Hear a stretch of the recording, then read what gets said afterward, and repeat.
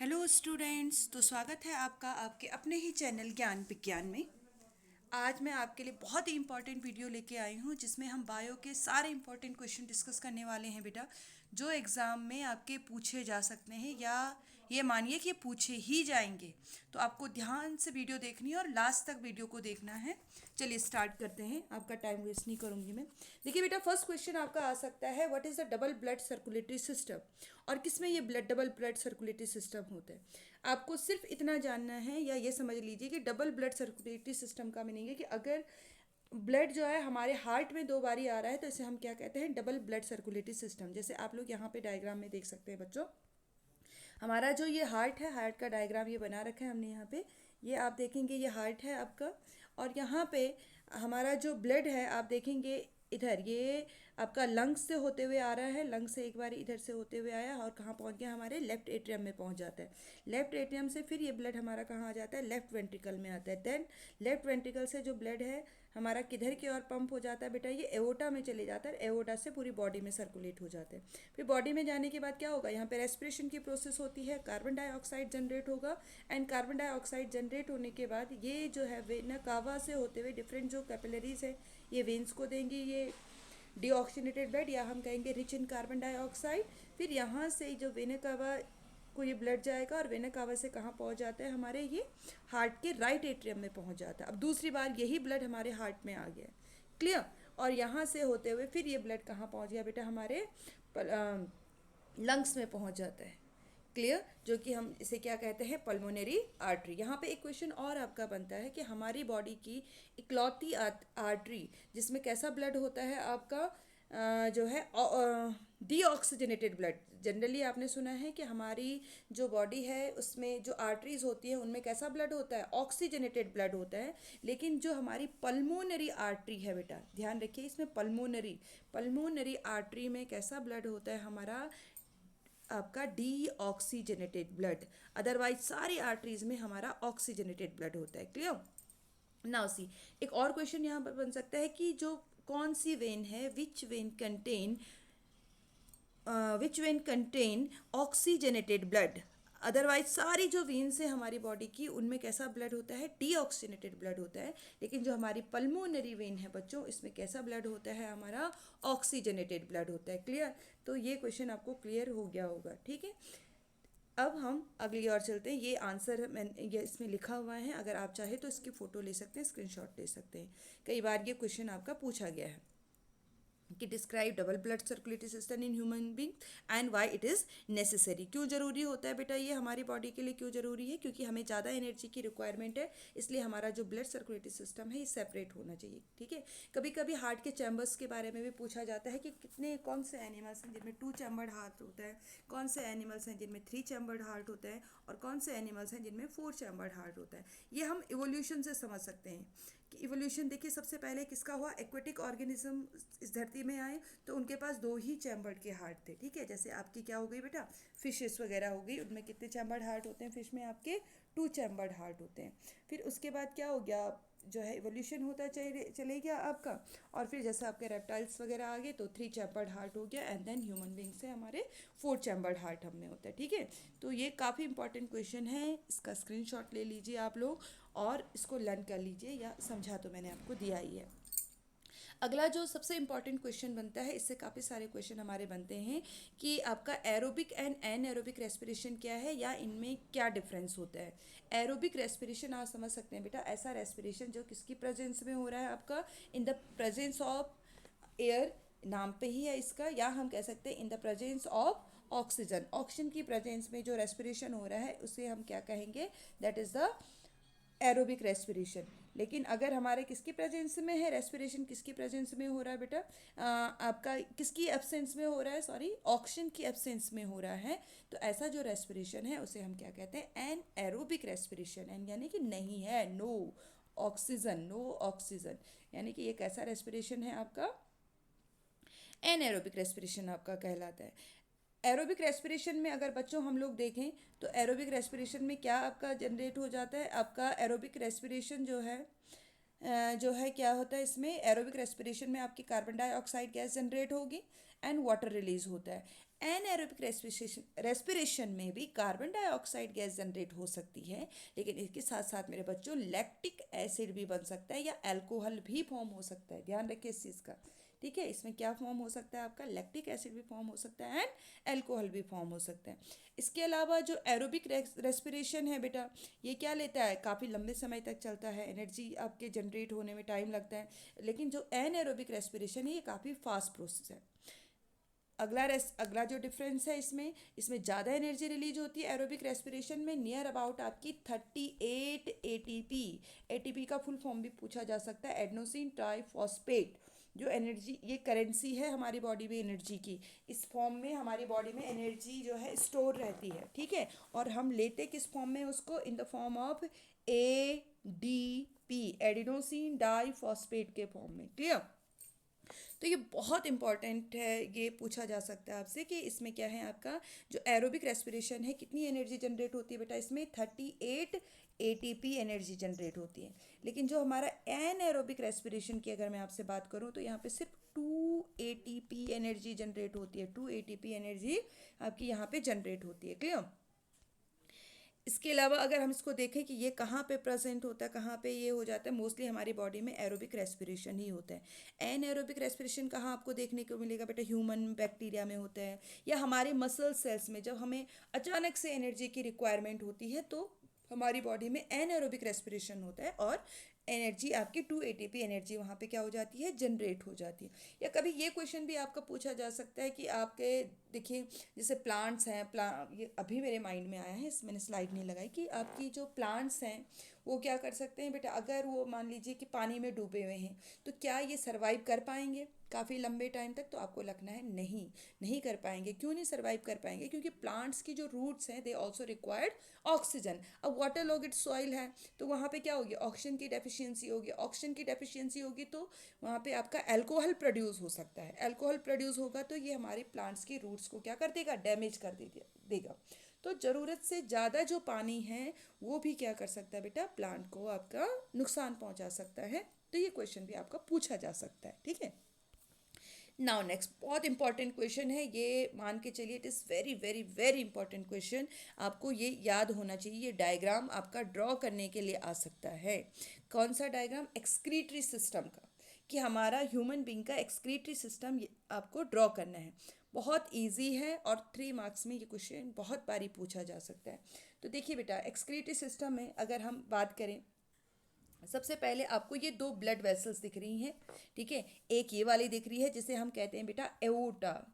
Aorta क्या करके आ रही है बेटा, ये जो एओर्टा है ये आपका जो है कैसा ब्लड लेके आ रही है बेटा, ऑक्सीजनेटेड ब्लड। ऑक्सीजनेटेड तो है ही, लेकिन इसके साथ साथ इसमें क्या है, डल्टी ब्लड भी है। डल्टी यानी कि इसमें क्या है, यूरिया है या सॉल्ट है, एक्सेस वाटर है, डेड सेल्स हैं, ग्लूकोज भी इस पानी में, इस आपका इस ब्लड में है। तो जो एओर्टा है ये क्या लेके आएगी, ऐसा डल्टी वाटर विद ऑक्सीजन, ऑक्सीजन के साथ लेके आएगी, ठीक है। और कहाँ लेके चली जाएगी, इन आर बोथ किडनी, हमारी दोनों किडनी में लेके चली जाएगी। क्लियर, हमारी left kidney and right kidney में, ठीक। ये हमारी किडनी होगी। किडनी के अंदर एक फिल्ट्रेशन यूनिट होती है जिसे हम क्या कहते हैं बेटा, नेफ्रॉन। ये देख सकते हैं आप, this is the diagram of nephron, ये नेफ्रॉन का डायग्राम है आपका, ठीक है। तो यहाँ पे नेफ्रॉन में क्या होता है, किडनी के अंदर अगर हम बात करें तो किडनी के अंदर क्या है आपका, ये जो नेफ्रॉन है बेटा, ये इसमें ये इसको फिल्टर कर देते हैं, फिल्टर कर देते हैं, यानी कि इसमें से क्या ले लेते हैं, ऑक्सीजन को भी ले लेते हैं और एब्जॉर्ब कर लेते हैं।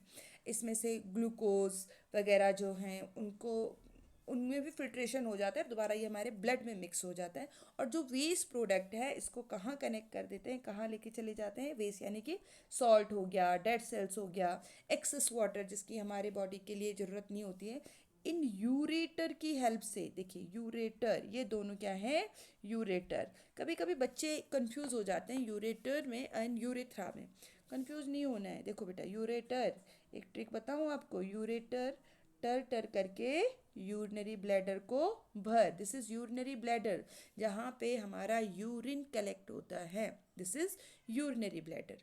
क्लियर। तो हम कहेंगे कि ये यूरिनरी ब्लैडर है जहाँ पे यूरिन फिल होता है हमारा। ये पूरे टाइम फिल्ट्रेशन होता रहता है और यूरेटर से हमारा जो ब्लड है ये किस में भर जाता है, यूरिनरी ब्लैडर में। जैसे ही यूरिनरी ब्लैडर में हमारा यूरिया यूरिया फिल हो जाता है तो फिर जैसे ये फिल हो गया तो यहाँ से क्या होंगे, जो हमारी नर्व्स हैं ये ब्रेन को मैसेज देती हैं कि यूरिनरी ब्लैडर इज़ फिल, ये फिल हो चुका है, अब इसको एक्सक्रीट करना है। तो हम लोग क्या कर देते हैं, यूरेथ्रा की हेल्प से अपनी जो यूरिन है उसको पास कर देते हैं। क्लियर। अब यहाँ पे कुछ क्या रह जाता है बेटा, जो ब्लड मैंने आपसे कहा था ना, ये जो ब्लड आया एओर्टा से, इसमें ऑक्सीजन भी है, इसमें डेड सेल्स भी हैं, इसमें ग्लूकोज भी है और इसमें क्या है हमारी जो है वाटर भी है और बहुत सारी ज़रूरी चीज़ें हैं, यूज़फुल थिंग्स हैं। तो ये सब तो वेस्ट नहीं होना चाहिए ना, इसमें कुछ यूज़फुल। तो ये किडनी में जो नेफ्रॉन है इन सारी चीज़ों को, जो यूज़फुल चीज़ें हैं उनको अलग कर लेता है ब्लड से। ठीक है, उन सारी चीज़ों को अलग करके और दोबारा से ये आप देख रहे हैं ये हमारी वेना कावा है। क्या है ये हमारी वेना कावा। ये जैसे हमने पिछले डबल ब्लड सर्कुलेटरी सिस्टम में भी मैंने आपसे एक्सप्लेन किया था वेना कावा के बारे में। तो यहाँ से होते हुए और कहाँ भेज देता, हमारे हार्ट में भेज देता है। तो बेटा ये बहुत इंपॉर्टेंट क्वेश्चन है, बहुत ही इंपॉर्टेंट है। आप इसकी प्रैक्टिस एक दो बारी ज़रूर कर लीजिए। मुझे लगता है कि ये इस साल एग्ज़ाम में आएगा ही आएगा। ये हमारा किसका डायग्राम है बेटा, नेफ्रॉन का। ये क्वेश्चन बनता है कि what is the filtration unit of kidney और एक्सक्रीटरी सिस्टम। फिल्ट्रेशन यूनिट क्या है, ये कौन सी सेल है जो ब्लड को फिल्टर करने में हेल्प करती है या यूरिया को सेपरेट करने में हेल्प करती है, दैट इज नेफ्रॉन। इसका आपका आंसर क्या होगा बेटा, इसका आंसर होगा आपका नेफ्रॉन। नेफ्रॉन क्या है हमारी, जो है हम कह सकते हैं कि फिल्ट्रेशन यूनिट है। क्लियर। तो अगला क्वेश्चन इस चैप्टर से आ सकता है बेटा नर्वस टिश्यू के बारे में। जो नर्वस टिश्यू हैं इनका क्या फंक्शन होता है और किस में हेल्प करते हैं। देखिए बेटा जो नर्वस टिश्यू है मेन इसका फंक्शन है हमारी बॉडी में कंट्रोल एंड कोऑर्डिनेशन में हेल्प कराता है। ठीक, ये एक नर्व सेल है, this is a nerve cell. Nerve cell का डायग्राम भी आपके लिए ड्रॉ करने के लिए आ सकता है। इन दोनों डायग्राम में मुझे लगता है एक क्वेश्चन आपके लिए ज़रूर आएगा, या तो नर्व सेल पे आएगा, नर्वस टिश्यू पे आएगा, या आपका नेफ्रॉन पे आएगा जो किडनी की फिल्ट्रेशन यूनिट है। क्लियर। देखिए नर्व जो सेल्स हैं ये किस में हेल्प करते हैं बेटा, मैसेज को ट्रांसफ़र करने में हेल्प करते हैं। अब इसके डिफरेंट पार्ट्स क्या होते हैं, देखिए अगर हम ये स्ट्रक्चर देखें, यहाँ पे ये वाले जो स्ट्रक्चर हैं आप देख रहे हैं, इन्हें हम क्या कहते हैं, दे आर कॉल्ड डेंड्राइट्स। और डेंड्राइट्स का काम होता है मैसेज को रिसीव करना, हमारे जो पार्ट्स हैं, जो सेंस ऑर्गन्स हैं, वहाँ से मैसेज को रिसीव करना और किसको भेज देना बेटा, यहाँ सेल में न्यूक्लियस को सेंड कर देना।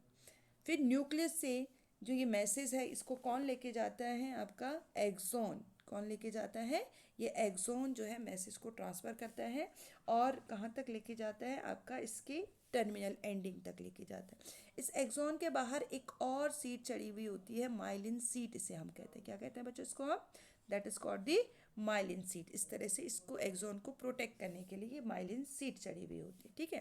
फिर इसके बाद देखिए ये साइनेप्टिक टर्मिनल्स होते हैं यहाँ पे जो केमिकल्स हैं, यानी यहाँ से जो इम्पल्स की फॉर्म में जो मैसेज रिसीव किए गए हैं डेंड्राइट से, ये एक्सॉन में आ जाते हैं। एक्सॉन से कहाँ आ जाते हैं, टर्मिनल एंडिंग में, एंड केमिकल्स की फॉर्म में यहाँ से रिलीज हो जाते हैं। बेटा इसको हम साइनेप्टिक नोड भी कहते हैं। क्लियर। और यहाँ से अगली जो ये नर्व सेल है ये क्या करेगी, इन केमिकल्स को रिसीव करेगी और बॉडी के अगले पार्ट में या अगले नर्व सेल तक ऐसे ही इसको सेंड कर देती। ठीक है, ये भी आपका लेबलिंग के लिए आ सकता है। तो ये पार्ट आपका एक्सॉन है जो आपको मेनली लेबल करने हैं इसमें। ठीक, फर्स्ट। दूसरा ये ध्यान रख लीजिए ये डेंड्राइट्स हैं आपके। ठीक, यहाँ सेंटर में आपका क्या होगा, न्यूक्लियस होगा और इस पूरे को आप इतना जो पूरा ये पोर्शन है इसको आप क्या लिखेंगे, सेल बॉडी इसको लिख लेंगे। क्लियर बच्चों। चलिए अगले स्लाइड पे चलते हैं। ये क्वेश्चन में जो है फटाफट आपको एक्सप्लेन कर रही हूँ, टाइम नहीं ले रही हूँ। ठीक है, जिससे कि आप लोगों का ज़्यादा टाइम कंज्यूम ना हो और कम टाइम पे ही आप लोग क्या करें, बहुत कुछ सीख लें। ठीक, अगला जो क्वेश्चन आता है बेटा एंडोक्राइन सिस्टम से, ये भी आप ये मान के चलिए कि इससे एक ना एक क्वेश्चन जरूर बनेगा। एंडोक्राइन सिस्टम में यानी कि ऐसी ग्लैंड्स पूछी जा सकती हैं जो हमारे endocrine and as well as exocrine gland के जैसे काम करती हैं। देखिए बेटा, ये जो ग्लैंड्स हैं जो endocrine and as well as exocrine gland के जैसे काम करती हैं, एक तो है हमारी पेनक्रियाज ग्लैंड। ठीक है, यहाँ से दो हार्मोन रिलीज होते हैं, इंसुलिन एंड ग्लूकागॉन। ठीक, एंड टेस्टिस भी endocrine and as well as exocrine के जैसे काम करती है। एंडोक्राइन क्यों है? क्योंकि एंडोक्राइन ग्लैंड इसलिए है क्योंकि यहाँ से टेस्टोस्टेरोन हार्मोन रिलीज हो रहा है। ठीक, और एक्सोक्राइन ग्लैंड क्यों है? क्योंकि यहाँ से क्या बनते हैं बेटा, स्पर्म्स वगैरह भी फॉर्म होते हैं। ठीक, तो ये भी endocrine and as well as exocrine gland है। इसके अलावा फीमेल में जो ओवरीज होती हैं बेटा, ये भी endocrine and as well as exocrine gland है। अब देखिए, इन ग्लैंड के डिफरेंट फंक्शन तो आपने पढ़े ही हैं। एक है पिट्यूटरी ग्लैंड है, ये हमारी मास्टर ग्लैंड है, यहाँ से ग्रोथ हार्मोन रिलीज होता है, जाइनेटिज्म हो जाता है अगर ग्रोथ हार्मोन बहुत ज़्यादा बढ़ने लगे। अगर ग्रोथ हार्मोन कम हो जाए तो ड्वार्फिज्म हो जाती है। ठीक, इसके अलावा देखिए एक हाइपोथैलेमस ग्लैंड भी हमारे ब्रेन में होती है। हाइपोथैलेमस ग्लैंड का या इस पार्ट का फंक्शन होता है कि ब्रेन के सारे पार्ट से मैसेज को रिसीव करना और आगे पिट्यूटरी ग्लैंड तक भेजना। एक थायराइड ग्लैंड है, जहाँ से थायरॉक्सिन हार्मोन रिलीज होता है, और ये थायरॉक्सिन किस में हेल्प करता है बेटा, हमारी बॉडी में ब्लड प्रेशर वगैरह को मेंटेन करने में हेल्प करेगा, या हम कहेंगे कि सॉल्ट लेवल को बैलेंस करने में हेल्प करता है, हमारी मेटाबॉलिक एक्टिविटीज़ को कंट्रोल करने का काम करता है। और ये कब प्रॉपर वर्क करता है, जब हमारी बॉडी को प्रॉपर क्या मिल रहा हो, आयोडीन। आयोडीन नेसेसरी है इसके लिए। ठीक है, अगर आयोडीन की डेफिशिएंसी हो गई तो क्या हो सकता है, गॉइटर डिजीज़ हो सकती है। क्लियर। थाइमस ग्लैंड छोटे बच्चों में एक्टिव होती है काफ़ी ज़्यादा और उनके इम्यून सिस्टम को डेवलप करती है। ओके, एक ये ग्लैंड है एड्रिनल ग्लैंड। एड्रिनल ग्लैंड से आपका एड्रिनलिन हार्मोन रिलीज होता है। हम इस हार्मोन को क्या कहते हैं, फाइट एंड फ्लाइट हार्मोन, या तो लड़ो या भागो। ठीक है, और ये जो है, ये क्वेश्चन इसमें बहुत बारी पूछा जाता है कि आपका कौन सी ग्लैंड है जो आपका क्या है, fight and flight hormone release करती है, that is the adrenal gland. क्योंकि ये एड्रिनलिन हार्मोन हमारे सारे इमोशंस को कंट्रोल करता है। ये एड्रिनलिन जो हार्मोन है, यही क्या करता है बेटा, हमारे लीवर में जो एक्स्ट्रा ग्लूकोज है उसके सिक्रीशन में हेल्प करता है। और जैसे हम किसी डेंजर में होते हैं, किसी खतरे में होते हैं, तो तुरंत एड्रेनलिन हार्मोन रिलीज होने से हमारा ब्लड प्रेशर बढ़ जाता है, लीवर में जो एक्स्ट्रा ग्लूकोज है वो रिलीज़ हो जाता है, हमारा ब्रीथिंग रेट चेंज हो जाता है, और हमारी बॉडी में रेस्पिरेशन की प्रोसेस बढ़ जाती है, और तुरंत क्विकली हमारी बॉडी में क्या रिलीज़ हो जाती है, एनर्जी रिलीज़ हो जाती है। ये तो इस हार्मोन के बारे में हो गया। पर यहाँ से सबसे इंपॉर्टेंट जो क्वेश्चन बनता है कि कोई भी दो ग्लैंड का नाम लिखिए, उनसे रिलेटेड हार्मोन लिखिए कि अगर इनसी डेफिशिएंसी हो गई तो कौन सी डिजीजेस हो सकती हैं। ठीक है, तो दो ग्लैंड आप बहुत इजी है, पेनक्रियाज का नाम लिख सकते हैं आप लोग। पेनक्रियाज से इंसुलिन हार्मोन रिलीज होता है, अगर इसकी डेफिशिएंसी हो गई तो हम किससे सफ़र कर सकते हैं, डायबिटीज़ से। ठीक, दूसरा किसके लिए लिख सकते हैं बेटा, थायराइड ग्लैंड के लिए लिख सकते हैं। थायराइड ग्लैंड से अगर थायरॉक्सिन हार्मोन रिलीज होता है, ठीक है, और अगर इसकी डेफिशिएंसी हो गई तो क्या हो सकता है, गॉइटर डिजीज़ हो सकती है। क्लियर। और इसको प्रॉपर वर्क करने के लिए क्या चाहिए होता है, हमको आयोडीन की ज़रूरत होती है। Now next question. अब ये आगे जो ये 3 स्लाइड्स हैं ना, इनमें से एक ना एक क्वेश्चन तो आप अपने सेट में मान के चलिए कि आएगा। ये क्वेश्चन है हाउ अमीवा रिप्रोड्यूस, या आपका डायग्राम बनाने के लिए आ जाएगा कि बाइनरी फिजन इन अमीवा। अमीवा में बाइनरी फिजन को दिखाइए आप लोग कि कैसे जो है अमीवा रिप्रोड्यूस करता है। देखिए बेटा, बहुत इजी है। ये देखिए अमीवा है, आपको इरेगुलर शेप का कुछ भी बना दीजिए आप, वो अमीवा है, क्योंकि अमीवा का कोई शेप नहीं होता है। ठीक है, ये पेरेंट अमीवा है। सबसे पहले क्या होगा, जो आपको फर्स्ट स्टेप दिखाना है, इलोंगेशन इन न्यूक्लियस, इसका न्यूक्लियस बढ़ने लग जाएगा, पहला स्टेप। दूसरे स्टेप में क्या दिखाना है, डिवीजन इन न्यूक्लियस। आप देख रहे होंगे न्यूक्लियस यहाँ पे टूट गया आपका, डिवीजन इन न्यूक्लियस। एंड आप देखेंगे ये जो साइटोप्लाज्म है, it is also divided. And last में प्लाज्मा मेम्ब्रेन डिवाइड हो जाती है, और एक अमीबा से कितने अमीबा बन जाते हैं, 2 अमीबा बन जाते हैं। ये आपका, ये भी बहुत इंपॉर्टेंट क्वेश्चन। अगला देखिए, ये वाला बडिंग इन हाइड्रा। हाइड्रा कैसे रिप्रोड्यूस करता है, या आपको डायग्राम की हेल्प से शो करना होता है कि आप हाइड्रा में बडिंग दिखाइए। तो कैसे दिखाएंगे, सबसे पहले तो आप एक मैच्योर हाइड्रा बनाएंगे। हाइड्रा में देखो बेटा टेंटिकल्स होते हैं। क्या होता है हाइड्रा में, ये टेंटिकल्स होते हैं, क्योंकि बच्चे जहाँ कंफ्यूज होते हैं वो हाइड्रा एंड यीस्ट में कंफ्यूज होते हैं। तो यीस्ट में टेंटिकल्स नहीं होते हैं बेटा। ठीक है, तो अब देखो सबसे पहले क्या होगा, इसमें देखेंगे आप एक बर्ड फॉर्म हो जाएगी ऐसी। ठीक, डेवलपिंग अ बर्ड, ऐसे आप देख सकते हैं कि डेवलपिंग अ बर्ड। दूसरे इसमें देखेंगे जो ये बर्ड है ना बेटा, आप ये थोड़ा पिक्चर गलत बनी हुई इसमें। दूसरा जो स्टेप दिखाएंगे उसमें आप दिखाएंगे बर्ड में टेंटकल्स फॉर्म हो गए हैं, क्या टेंटिकल्स फॉर्म हो गए, ठीक है। और थर्ड जो स्टेप में आप दिखाएंगे कि ये पेरेंट बॉडी से क्या हो गया है, डिटैच हो गया है और क्या बन गया आपका, न्यू हाइड्रा बन गया है। क्लियर। फर्स्ट मैंने कहा आपको क्या दिखाना है, डेवलपिंग अ बर्ड, इस तरह से सही आप ये दिखाएंगे। सेकंड में आप दिखाएंगे tentacles will develop, tentacles develop हो जाएंगे, ये बर्ड अच्छे से डेवलप हो जाएगी। इन फोर्थ में ये क्या हो जाएगी, it will detach from its parent body. अगला क्वेश्चन देखिए, बडिंग इन यीस्ट, यीस्ट में बडिंग पूछी जा सकती है कि आपका जो यीस्ट है कैसे रिप्रोड्यूस करता है, तो आप क्या लिखेंगे, बडिंग की, ये भी बडिंग की प्रोसेस से ही रिप्रोड्यूस करता है, बट इसमें टेंटाकल्स नहीं होते हैं, ध्यान रखिएगा। सबसे पहले देखिए ये मेच्योर यीस्ट सेल है आपकी, यीस्ट फंगस है बेटा और हाइड्रा एनिमल है। क्लियर। इसमें भी सबसे पहले आप देखेंगे ये बर्ड डेवलप हो जाएगी और इसके साथ साथ बेटा न्यूक्लियस भी डेवलप होगा, ठीक। अब ये जो न्यू बर्ड बनी है ये न्यूक्लियस इसमें सेपरेट हो जाएगा, फिर इसी तरह से इस बर्ड से एक और बर्ड फॉर्म हो जाएगी, फिर एक और बर्ड फॉर्म हो जाएगी और बाद में ये सारी बर्ड डिटैच हो जाएंगी यहाँ से, और हम कहेंगे कि क्या है आपका, सारी जो ये बर्ड है ये डिटैच हो जाएंगी पेरेंट बॉडी से और इतने सारे आपके न्यू हाइड्रा फॉर्म हो जाएंगे। अगला देखिए बेटा, ये क्वेश्चन भी बहुत इंपॉर्टेंट है, आपका पूछा जा सकता है, फॉर्मेशन ऑफ सीड, सीड कैसे फॉर्म होते हैं, या आपका ये वाला जो डायग्राम है ना बेटा, सॉरी, ये जो डायग्राम है आपका, ये पूछा जाता है लेबलिंग के लिए कि लेबल करिए इसको, आपको ये सीड लेबल करना है, ये डायग्राम पूछा जाता है। ये वाला जो मैं डायग्राम आपको दिखा रही हूँ, पहले मार्क कर देती हूँ फिर दिखाती हूँ आपको। देखिए दिस डायग्राम, ये डायग्राम आपका लेबलिंग के लिए आता है कई बार। देखिए तो क्या क्या क्या है ये, पहले तो ये कौन सा पार्ट है बेटा, ये फीमेल पार्ट है किसका, फ्लावर का, ओवरी जिसे हम कहते हैं। इसमें टॉप में आप देखेंगे पोलन ग्रेन है, ठीक है। स्टिग्मा के ऊपर क्या पड़े हुए हैं आपके, पोलन ग्रेन्स हैं।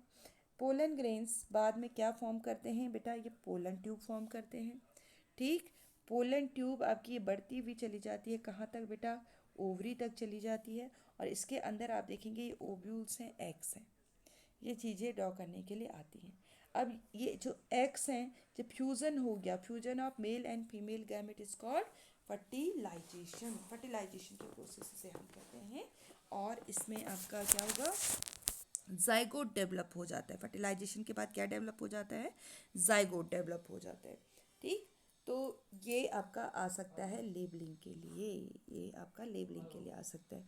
अच्छा जो ये सीड हैं, ये जो ओवरी है ना बेटा, ये ओवरी, ये क्वेश्चन भी आ सकता है कि आपका जो फ्रूट है वो कौन से पार्ट से डेवलप होता है, तो किसी भी प्लांट में जो फ्रूट है वो ओवरी से डेवलप होता है, डेवलप फ्रॉम दी ओवरी।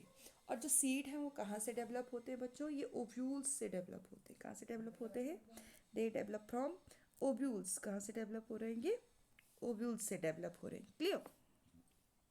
अब जो ये सीड हैं ये अपना फूड कहाँ से लेते हैं, ये फूड अपना लेते हैं कॉटिलीडन्स, कॉटिलीडन्स तो समझते हैं आप लोग।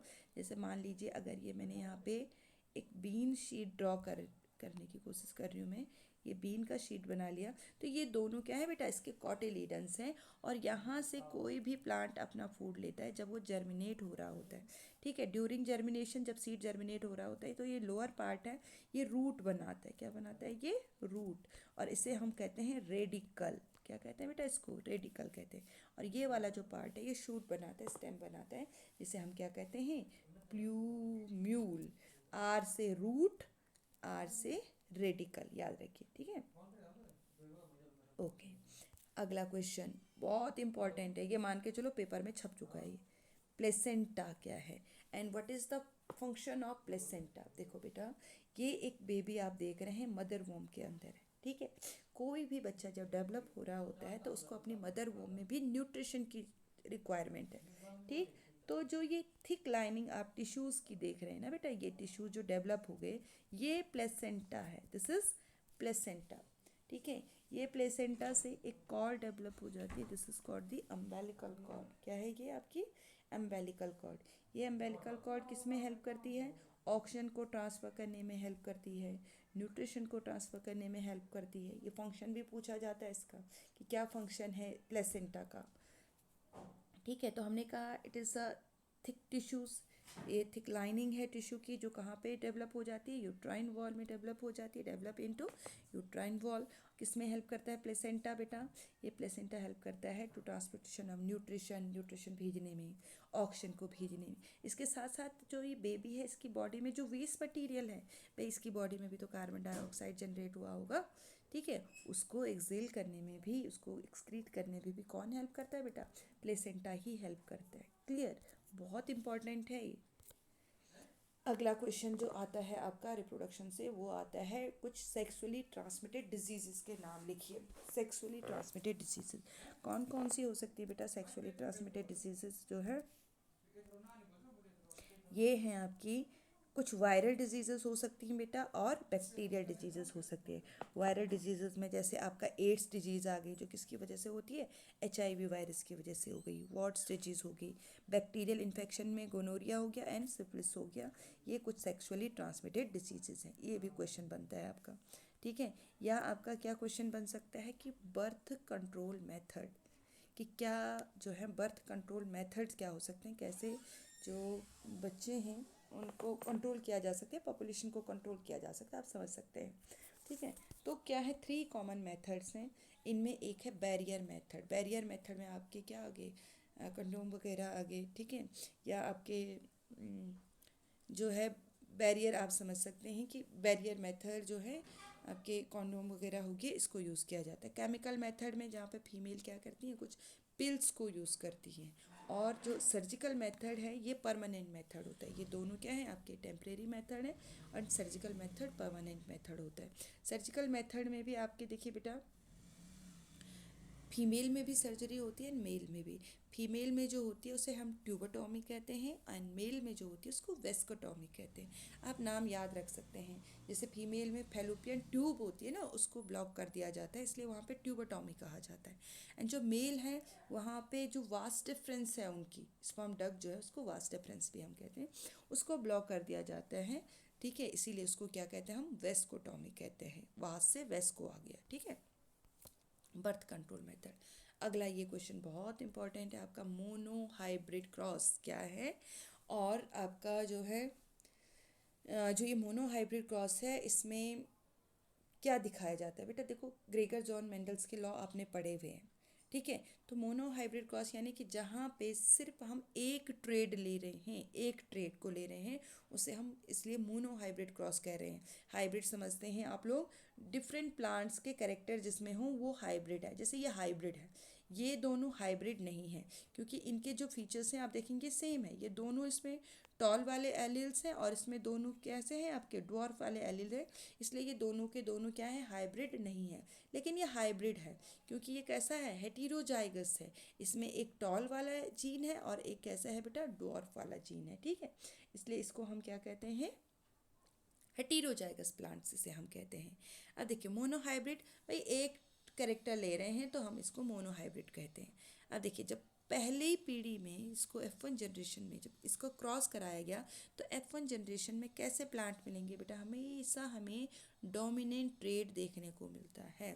अगर एक टॉल और एक ड्वार्फ में क्रॉस कराया गया, तो पहली जो जनरेशन है उसमें हमेशा कैसा प्लांट मिलेगा हमको, टॉल प्लांट ही देखने को मिलेगा। अब इसके बाद जब इसमें सेल्फिंग कराई जाती है बेटा, तो F2 जनरेशन में कैसे प्लांट देखने को मिलेंगे? देखिए, इस क्रॉस को समझना बहुत ज़रूरी है कि कैसे क्रॉस करवाया जाता है बेटा। देखो बेटा, ये कैपिटल टी स्मॉल टी लिखा है ना, तो यही हमने यहाँ लिख दिया, कैपिटल टी स्मॉल टी। अब इसके पहले हम गैमेट्स बनाते हैं। कभी भी गैमेट बनेंगे तो ये ट्रेड डिवाइड हो जाते हैं बेटा, दोनों एक साथ नहीं जाते, ठीक है। तो ये कैपिटल टी एक साइड चलेगा, स्मॉल टी एक साइड चलेगा। गैमेट्स में हमेशा हाफ नंबर के क्रोमोसोम्स ही पहुंचते हैं। अगर मान लो आप, हम अपने से ले लें, हमारे पास ये टॉलनेस का फीचर है, हम लंबे दिख रहे हैं, हम कैसे दिख रहे हैं, लंबे दिख रहे हैं, तो एक फीचर हमें हमारी मदर से मिला होगा, हो सकता है, एक फीचर हमें कहाँ से मिला हो, हमारे फादर से मिला हो। दिख तो हम भले ही लंबे रहे हैं, लेकिन क्या होगा, हमारे पास ड्वार्फनेस का फीचर भी छुपा हुआ होगा हमारे जीन में। और जब हमारे गैमेट्स बनेंगे, यानी कि अगर हम मेल हैं, ठीक है, कोई बॉय है, उसके स्पर्म जितने बनेंगे तो 50% स्पर्म में उसके उसके मदर के ट्रेड्स चले जाएंगे और 50% स्पर्म में उसके फादर के ट्रेड्स चले जाएंगे। क्लियर।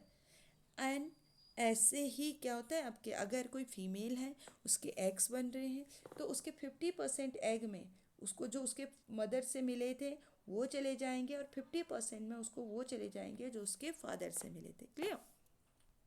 एंड F1 जनरेशन जो उनकी बनेगी, ठीक है, जो पहली पीढ़ी जो उनकी बनेगी वो तो हमेशा टॉल बनेगी, लेकिन F2 जनरेशन में जब इनमें क्रॉस करवाया जाता है तो आप देखेंगे एक ड्वार्फ प्लांट भी आपको देखने को मिलता है, एक रेसेसिव ट्रेड भी एक्सप्रेस हो जाता है। क्लियर। F2 ट्रेड जो जनरेशन है वहाँ पे क्या हो जाता है, एक रेसेसिव ट्रेड भी एक्सप्रेस हो जाता है। देखो ये कैपिटल टी, ये पहले गैमेट बन गए थे ना, अब इस कैपिटल टी का इसके साथ क्रॉस कराए तो भाई ये टॉल बन गया, प्योर टॉल बन गया। मान लो इसका जो है क्रॉस किसके साथ कराया गया है, आपका एक स्मॉल टी के साथ कराया गया है, स्मॉल टी का, और एक कैपिटल टी का कराया गया, तो क्या बन गया आपका, ये आपका हेटेरोजाइगस टॉल बन गया।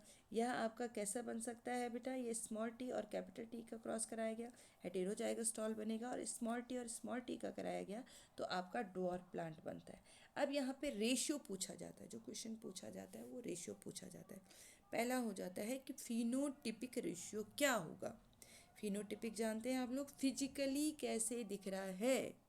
अगर आपने डीप में पढ़ा होगा तो फिजिकली आप देखेंगे ये तीनों प्लांट हमको टॉल दिख रहे हैं। कैसे दिख रहे हैं, ये तीनों के तीनों टॉल दिख रहे हैं, यानी कि 3:3 और एक प्लांट हमको कैसा दिख रहा है बेटा, ड्वार्फ दिख रहा है। तो 3:1 का फिनोटिपिक बोल रही हूँ मैं, क्या बोल रही हूँ, फिनोटिपिक।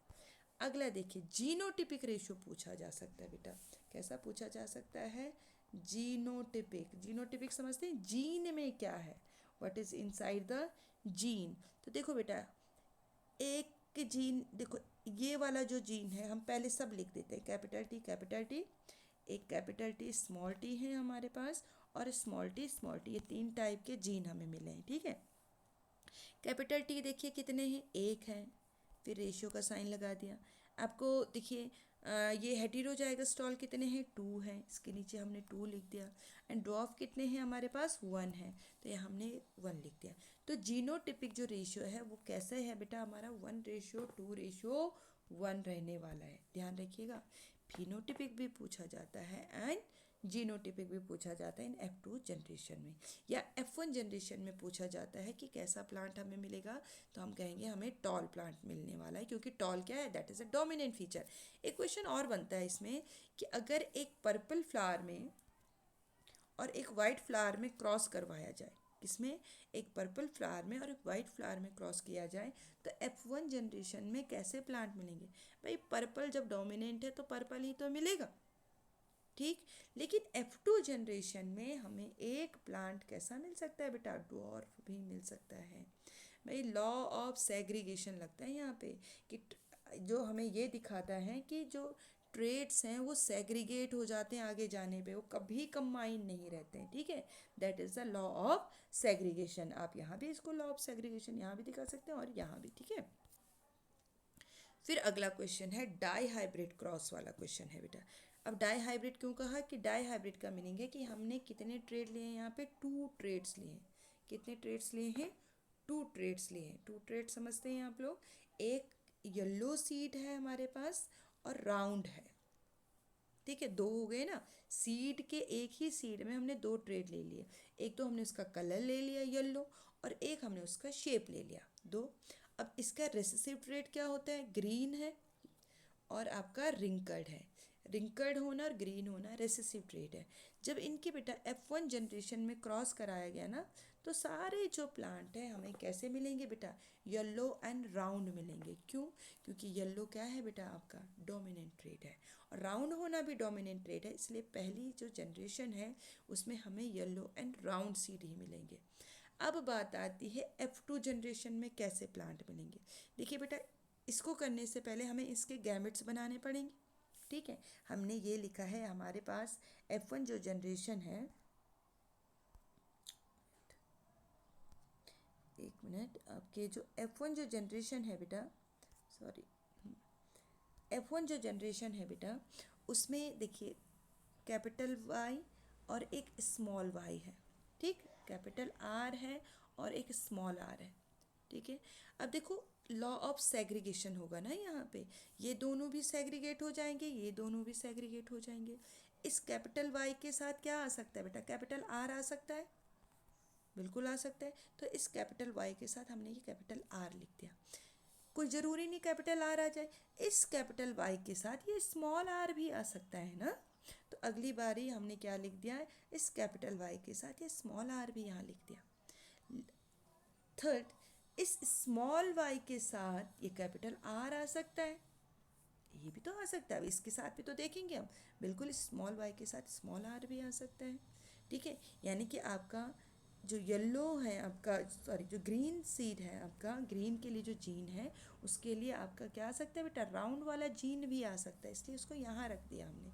ठीक है, या ये भी पूरी पॉसिबिलिटी है कि आपका जो क्या हो जाए, ये जो स्मॉल वाई है, इसके साथ क्या आ जाए बेटा, आपका स्मॉल आर भी आ सकता है। ठीक है, तो ये स्मॉल वाई के साथ आपका स्मॉल आर भी आ सकता है।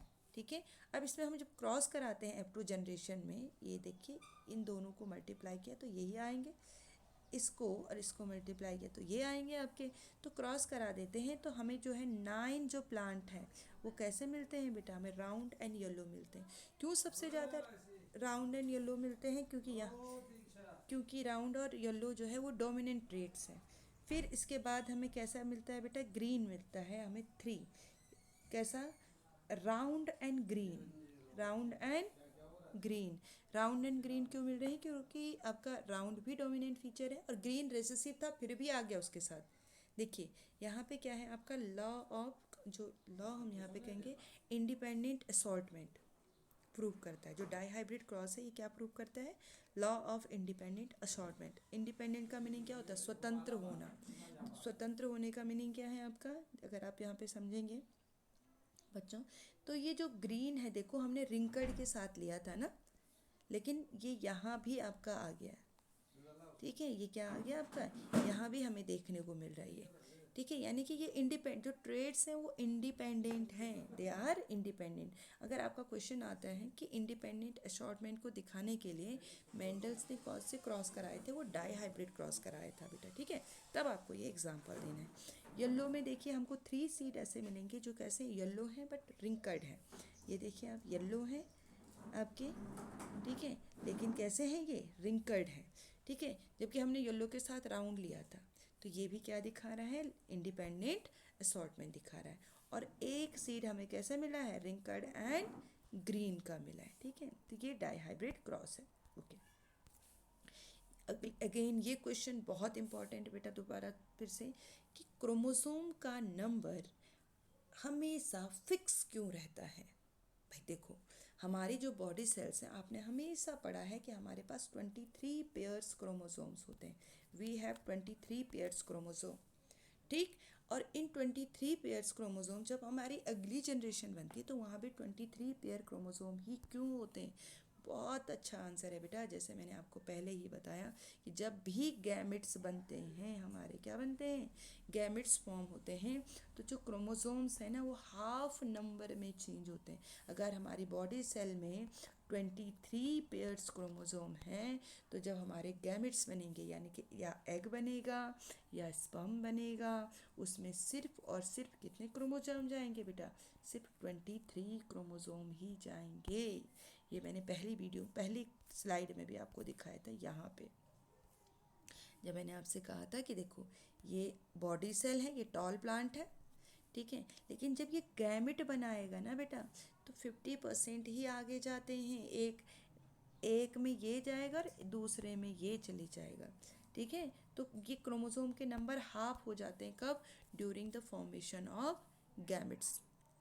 ठीक है, तो ये क्वेश्चन भी बहुत इंपॉर्टेंट है, आप इसकी तैयारी कर लीजिए। ओके नाउ सी, अब आते हैं हम प्रैक्टिकल बेस्ड क्वेश्चन पे कि आपके प्रैक्टिकल से क्या क्या क्वेश्चन पूछे जा सकते हैं। पहला क्वेश्चन आपका जो बनता है, how we can see stomata in a leaf. ठीक है, ये प्रैक्टिकल बेस्ड क्वेश्चन है, 3 मार्क्स में आएगा। सबसे पहले हमने क्या करनी है, we have to plug a leaf from a tree. हमने एक लीफ को प्लग कर दिया, फिर हम इसको फोल्ड करेंगे और इसकी लोअर सरफेस से इसकी ट्रांसपेरेंट लेयर निकालेंगे।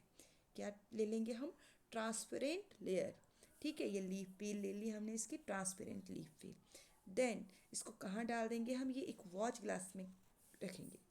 Keep in a watch glass. Watch glasses को उठाएंगे हम with the help of a brush and keep on a slide, जो ये हमारी ग्लास स्लाइड है। ठीक, इस ग्लास स्लाइड के ऊपर हम एक कलर यूज़ करेंगे, दैट इज़ द सैफरन। कौन सा कलर यूज़ कर सकते हैं बेटा, सैफरन, जो इसको कलर कर देगा, जिससे हमें सेल्स बहुत आसानी से दिखाई देंगे, ये लंबे टाइम तक हमें दिखें। इसके लिए हम लोग क्या करेंगे, इसके ऊपर कुछ ड्रॉप्स ग्लिसरीन की ऐड कर देंगे। किसकी ड्रॉप्स डाल देंगे, ग्लिसरीन की ड्रॉप, जो इसको मॉइस्ट करके रखता है और लॉन्ग टाइम तक हम इस सेल्स को देख सकते हैं। देन इसके ऊपर चढ़ा देंगे हम एक ग्लास स्लिप, कांच की एक कवर स्लिप इसके ऊपर रख देंगे, जो उसको डस्ट से बचाता है। क्लियर। देन अब इसको हम कहाँ ऑब्जर्व करेंगे, अंडर एन इलेक्ट्रॉन माइक्रोस्कोप। तो हमें इस तरह के स्टोमेटा ये दिखाई देंगे। ये देखिए, we will see this type of stomata. Clear? तो देखो बेटा, ये भी क्या है आपका, ये भी बहुत इंपॉर्टेंट क्वेश्चन है आपका, आ सकता है कि आप अपनी लेबोरेटरी में, स्कूल में जो है स्टोमेटल स्लाइड्स कैसे देखेंगे। ओके, अगला जो क्वेश्चन आपका बनता है, हर बार ही बनता है कि आपको कार्बन डाई ऑक्साइड टेस्ट करने के लिए कि आप कैसे प्रूव करेंगे कि इसमें कार्बन डाइऑक्साइड है या नहीं है, या ये रिएक्शन लिखने के लिए आपके लिए आ जाती है। It is very important question. ठीक है, तो कार्बन डाइऑक्साइड गैस का बहुत सिंपल सा टेस्ट है कि कार्बन डाइऑक्साइड जो गैस है, ये लाइम वाटर को क्या कर देती है बेटा, मिल्की कर देती है, या हम कहते हैं क्लाउडी कर देती है। ठीक है, क्या कर देती है, क्लाउडी ये कर देती है। कौन, कार्बन डाइऑक्साइड जो गैस है। ये क्वेश्चन आपका पूछा जाता है, कई बार आपका एग्जाम में आ जाता है कि आप कार्बन डाइऑक्साइड गैस का टेस्ट लिखिए, कैसे प्रूव करते हैं। कभी क्वेश्चन ये भी आ जाता है कि आपका एक्सपेरिमेंट है कि प्रूव करिए कि during respiration carbon dioxide gas evolve हो रही है। इसके लिए, या प्लांट्स जो हैं during respiration carbon dioxide gas evolve करते हैं। कई तरह से आप इसको प्रूव कर सकते हैं। देखिए, एक आप तो ये कर सकते हैं, इसमें कोनिकल फ्लास्क ले लिया आपने, इसमें कुछ जर्मिनेटिंग सीड्स ले लिए, ये एक आपने शी शेप ट्यूब ले ली, और यहाँ नीचे इसमें तो वाटर लिखा है, आपने एक कप में क्या ले लिया, लाइम वाटर ले लिया। तो लाइम वाटर अगर इसमें जाएगा तो ये क्या हो जाएगा बेटा, मिल्की हो जाएगा, जिससे हम ये प्रूव कर सकते हैं कि इसमें क्या रिवॉल्व हो रहा है, आपका कार्बन डाइऑक्साइड गैस इवॉल्व हो रही। दूसरा कि आपका यहाँ KOH से रिलेटेड क्वेश्चन भी आता है कि आपका कौन सा केमिकल है जो कार्बन डाइऑक्साइड गैस को एब्सॉर्ब करता है, that is the potassium hydroxide solution. जो पोटेशियम हाइड्रोक्साइड है बेटा सोल्यूशन है, ये क्या कर लेता है, आपका कार्बन डाइऑक्साइड गैस को इवॉल्व कर लेता है, एब्सॉर्ब कर लेता है, सॉरी। एक बहुत इंपॉर्टेंट क्वेश्चन है आपका, आयोडीन टेस्ट से रिलेटेड क्वेश्चन है कि आप आयोडीन टेस्ट कैसे करेंगे, या स्टार्च टेस्ट कैसे करते हैं, या ड्यूरिंग द स्टार्च टेस्ट हम कौन सा लिक्विड यूज़ करते हैं, क्या यूज़ करते हैं, क्या हो जाता है। देखिए बेटा, हम सबको पता है कि हमारे फूड में स्टार्च प्रेजेंट होता है, जो कि प्लांट्स ड्यूरिंग फोटोसिंथेसिस प्रिपेयर करते हैं। ठीक, फोटोसिंथेसिस करते हुए बनाते हैं।